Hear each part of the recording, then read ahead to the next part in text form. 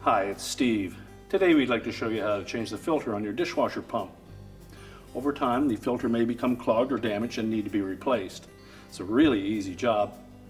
Let me show you how we do it. Now, to change the filter on this dishwasher, we'll need to remove the lower rack. So we'll take all the items out of it and then set the rack aside. And we'll also need to remove the lower spray arm. On this style, we simply grasp the center nozzle portion and the lower spray arm and unthread that center nozzle. We'll lift that assembly off and the lower spray arm, and then just set those aside. Now, to remove the pump cover, we'll remove these screws all around the circumference.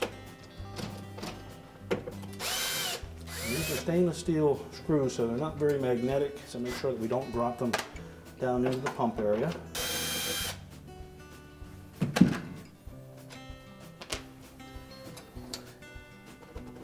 And just lift that cover off, set that aside. You can locate the old filter. It's just a friction fit into that base. So just grasp it and pull it off.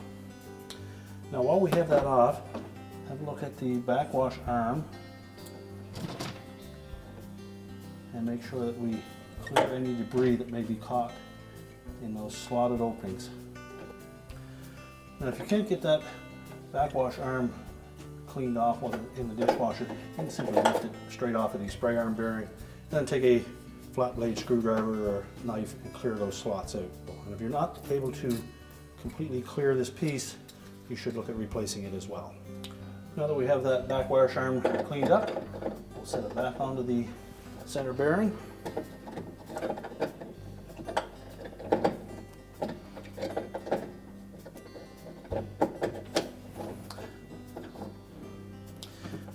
Now we'll take the new filter. We're just going to rotate that in a circle and connect the two ends together. Press it into place until they lock together.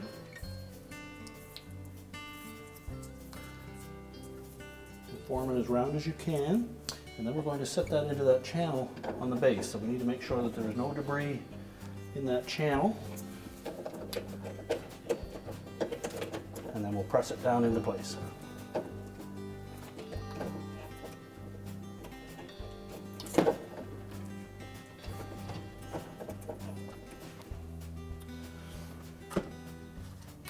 Now, when we put the pump cover on, the channel in the bottom of the pump cover will line up with the top of it.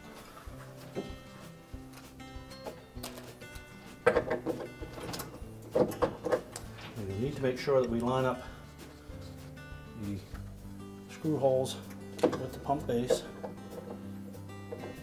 And if you have difficulty fitting that into the top, you can pull it off and set it into the top first. There's no top or bottom to the filter itself.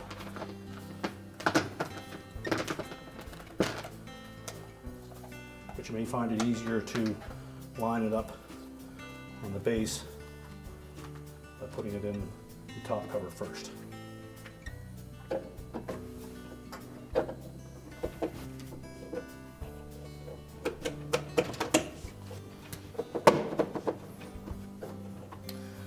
If it fits in properly, that cover will sit on all 6 of those mounting studs on the pump, so you know that it's lined up properly. And then reinstall the screws. Again, make sure that we don't drop those down into the drain area. And just make sure that that bottom bearing turns nice and freely. That will also indicate that we've got that filter lined up properly.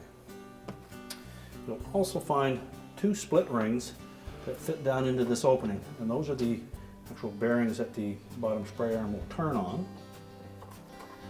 And it's important that we have those in place, as it also keeps debris from getting sucked down into that area of the pump. And then place the lower spray arm on, making sure that the metal shields are facing down.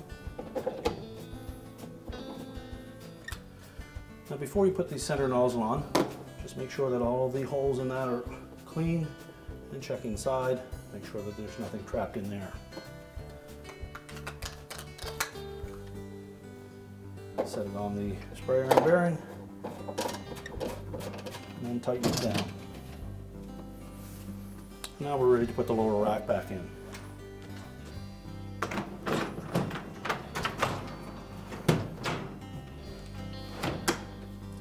And our repair is complete.